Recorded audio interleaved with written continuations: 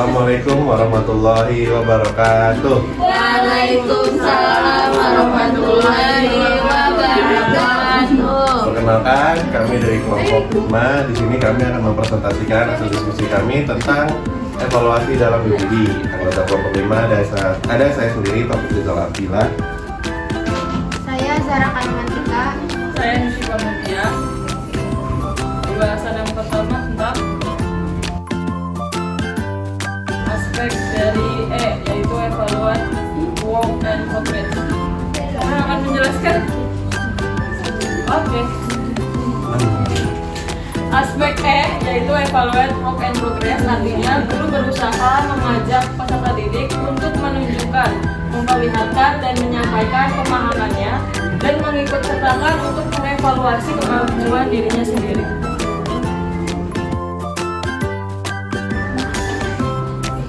Ajak siswa untuk ikut berperan sebagai seorang penilai bagi hasil pekerjaannya mereka, baik dengan saling memeriksa, peer review, atau memeriksa pekerjaan mereka masing-masing. Dorong siswa untuk mengenal langkah dan upaya yang sudah membantu mereka berhasil mencapai tujuan pembelajaran. Mereka bisa menuangkan dalam bentuk jurnal atau poster atau hal lainnya yang membantu mereka mengekspresikan setiap perkumpulan dan keberhasilan mereka dalam belajar.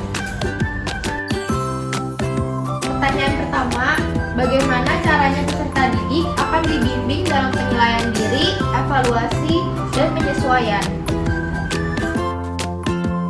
Jawabannya, proses penilaian diri, evaluasi diri, dan penyesuaian memerlukan bimbingan yang baik agar para peserta didik dapat mengembangkan pemahaman yang mendalam tentang kemajuan para peserta didik dan membuat penyesuaian untuk meningkatkan hasil pembelajaran. Berikut adalah beberapa cara untuk membimbing para peserta didik dalam proses tersebut. Yang pertama, memberikan pemahaman tentang konsep penilaian diri, evaluasi, dan penyesuaian. Yang kedua, para peserta didik dibimbing dalam penilaian diri berdasarkan format penilaian yang sudah dirumuskan berdasarkan pedoman, penskoran, daftar tanda cek, atau skala penilaian. Yang ketiga, para peserta didik dibimbing dalam menyesuaikan dengan cara membuat para peserta didik aktif, saling menghormati, dan konsisten. Berikut contoh format evaluasinya. Pertanyaan yang kedua yaitu bagaimana peserta didik akan terlihat dalam evaluasi diri akhir untuk mengidentifikasi diri, menetapkan tujuan masa depan, dan memiliki semangat belajar. Jawabannya, peserta didik dilibatkan pada evaluasi diri dalam mengidentifikasi diri, menciptakan tujuan masa depan, serta memiliki semangat belajar. Apabila pendidikan dapat memberikan pengertian tujuan serta manfaat dari evaluasi diri, strategi yang dapat dilakukan adalah yang pertama, menjadikan evaluasi diri terintegrasi dengan pembelajaran. Yang kedua, pastikan para peserta didik memahami nilai dan evaluasi diri. Dan yang ketiga, memberikan kriteria yang jelas.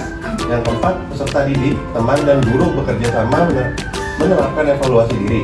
Yang kelima, memasukkan evaluasi diri dalam portofolio peserta didik. Yang keenam, menyediakan pertanyaan yang dapat membantu peserta didik dalam melakukan refleksi terhadap peserta didik yang dia lakukan. Yang terakhir, melakukan variasi dalam pelaksanaan evaluasi. Lalu pertanyaan yang ketiga, bagaimana peserta didik akan dibantu untuk melihat dari apa yang telah mereka pelajari dan apa yang membutuhkan untuk penyempurnaan lebih lanjut?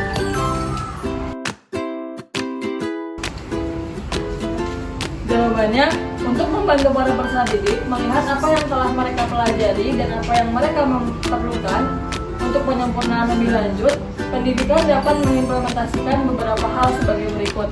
Yang pertama, pendidikan dapat memberikan kesempatan kepada peserta didik untuk melakukan penilaian diri dan evaluasi diri yang dapat membantu para peserta didik untuk melihat apa yang telah mereka pelajari dan apa yang membutuhkan penyempurnaan untuk lebih lanjut.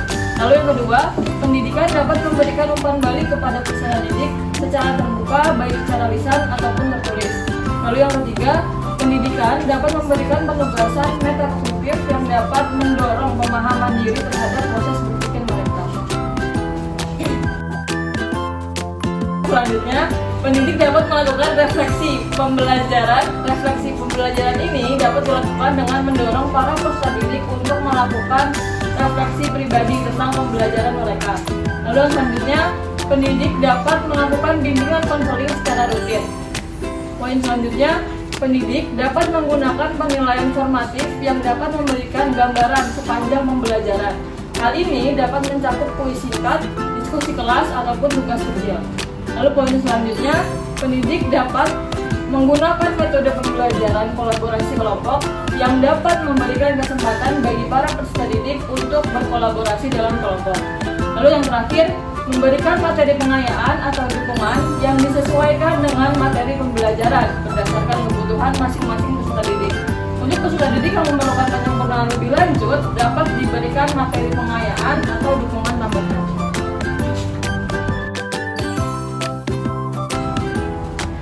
Berikut referensi jurnal dan artikel. Lanjut.